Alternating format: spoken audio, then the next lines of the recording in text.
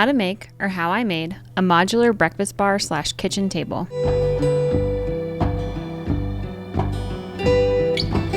Let's get into it. After spending all my lumber budget on walnut projects, and because this area will be replaced when we get to renovating the kitchen, I started by squaring pine 2x6s from Lowe's.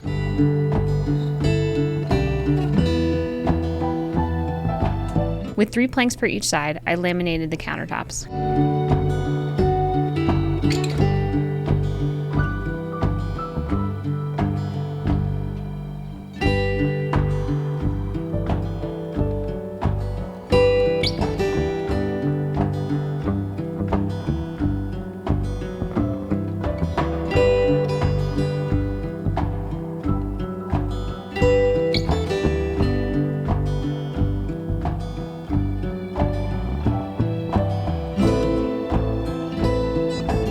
Once cured, I sanded down any seam issues,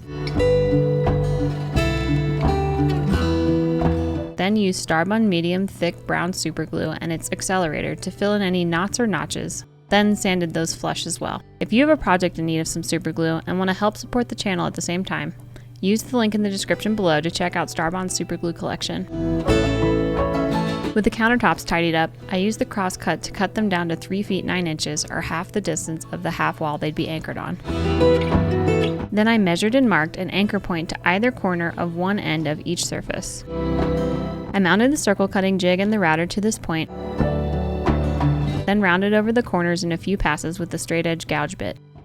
I did this to allow the tables to be able to pivot.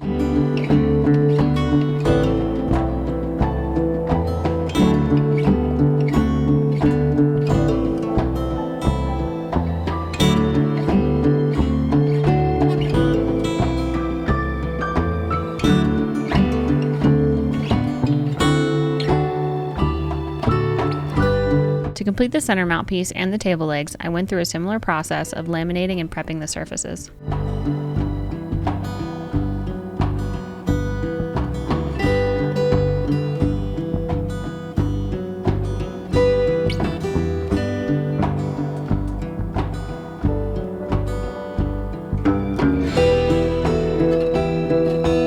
With those cut to rough dimensions, it was time to cut the fat finger joints to hold the legs and tabletops together. I started by clearing the innermost edges of the joints on the legs.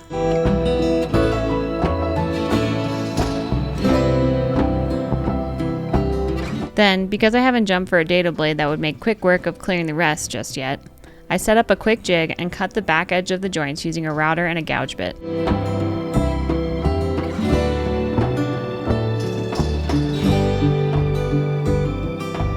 Happy with the edges, I turned to the mirroring joint on the tabletop surface. I began by outlining the recess to cut. Then used a pool saw to cut just inside of that line. And again, set the router to work to clear a flat back edge before tidying up with a chisel.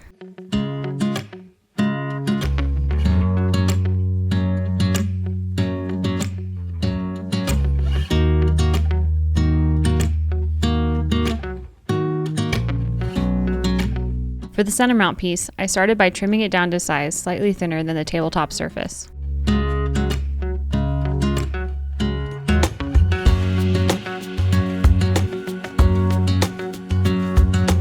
Then use the same router and circle cutting jig setup to round the corners of the front edge to soften its overall profile within the piece.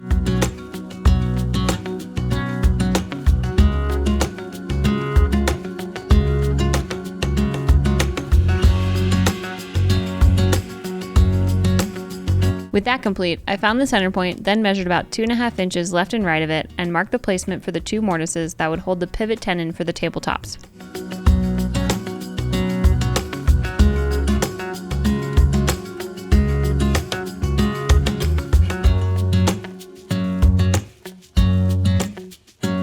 I cut mirroring mortises into the tabletop surface as well, making sure to use a backer board to avoid tear out.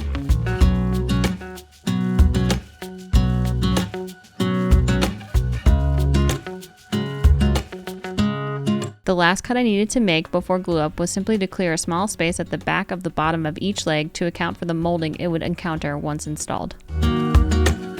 After that, it was time to give each piece a finishing level sand down.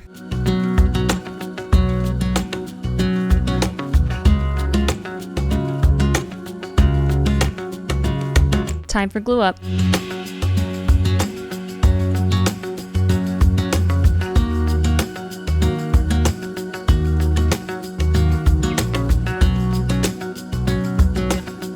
I used various clamps and squares to hold everything in place.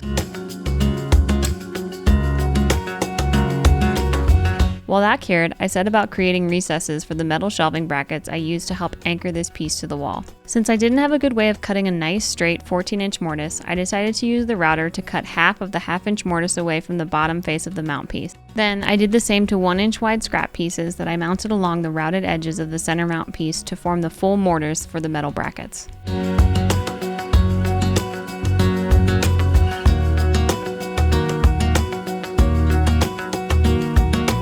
I rounded over the edges of the small piece before adhering them to the center mount piece for a cleaner look.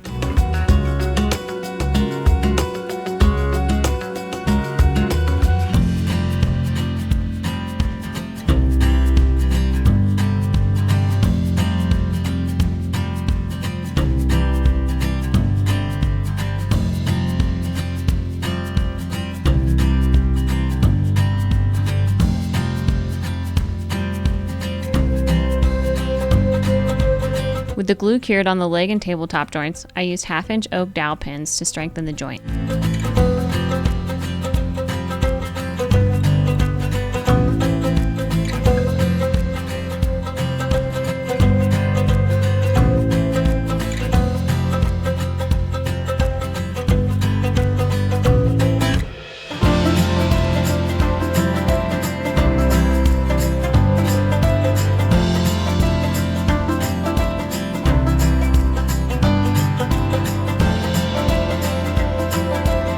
With the pieces all but structurally ready to be installed, I cut a quick chamfer on the edges to wrap them up.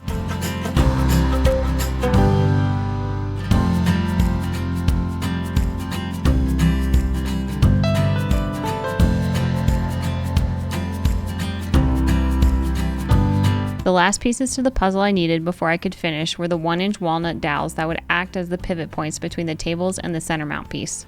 I started by laminating 2 square pieces together.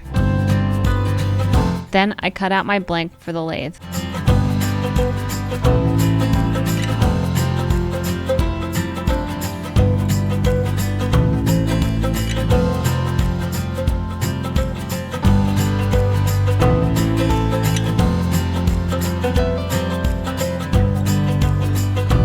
Then I quickly turned the piece.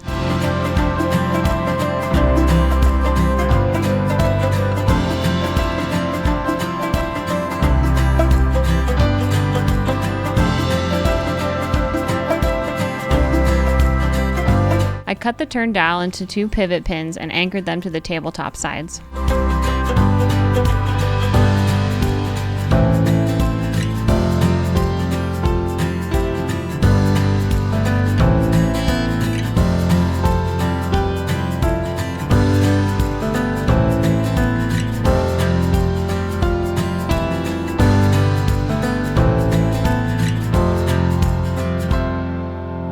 After that, all that was left to do was finish. I softened the yellow of the pine with a quick whitewash and used Miniwax clear gloss finish to seal them.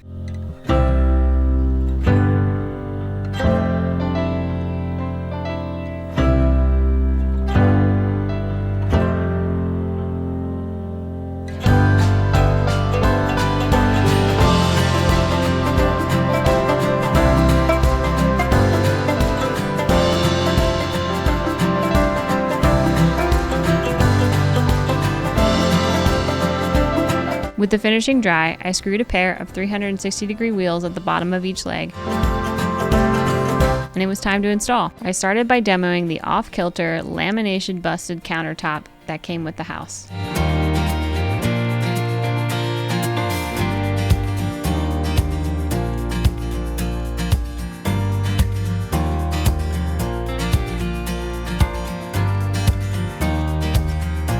A little extra brawn brought to you by Mr. Honest Work.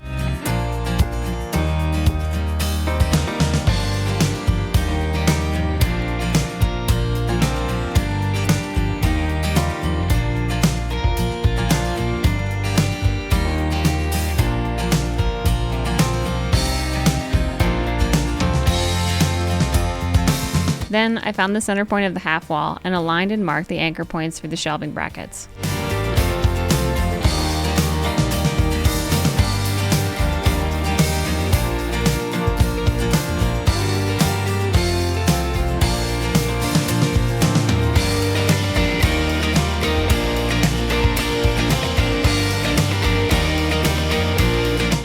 That's not good.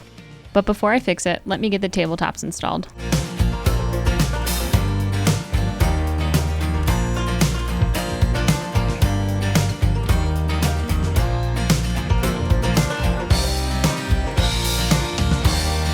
Using just the shelving brackets was wishful thinking, so I whipped up a quick custom wooden mount piece that would anchor to more studs and would make the table much more sturdy. To refine the look of the breakfast bar, I added a similarly finished backer board from the piece of veneered ply and a similarly finished piece of 1 by 4 inch pine to cap the half wall. Then secured them with a finishing nail gun.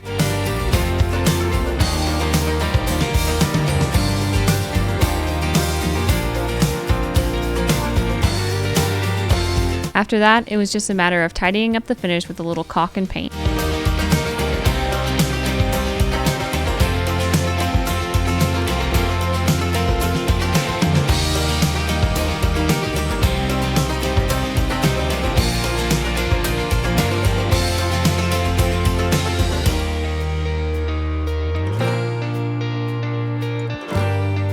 And that's a wrap.